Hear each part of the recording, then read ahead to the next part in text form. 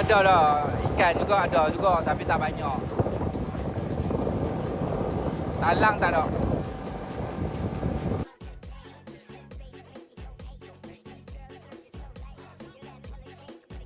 Kita mancing lagi. Air mati.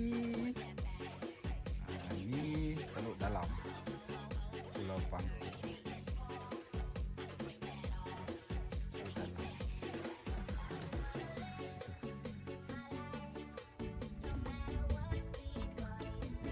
Ikan.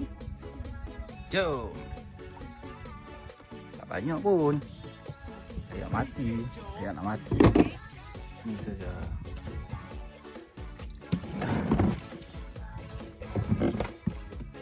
Gila kan? Seorang kan?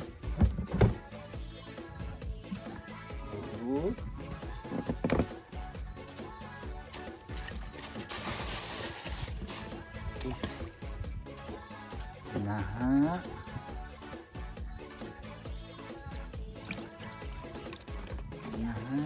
sejuk.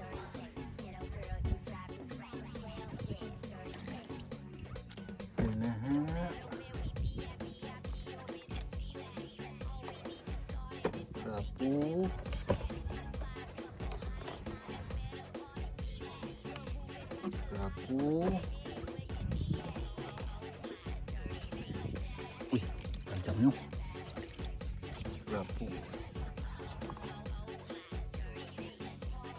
Seorang ni. Ini kapal mana?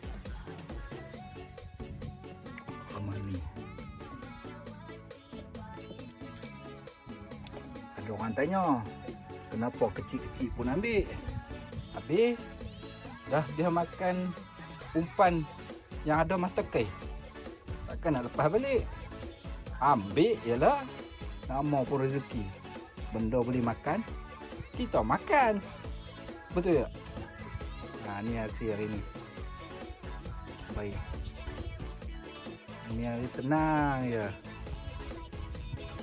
Senang-senang je. Nak. Tenang je. Sok main mancing. Santai. Tu. Makan bila. Sini je. Tak ada apa. Tenang tunggu benda ni.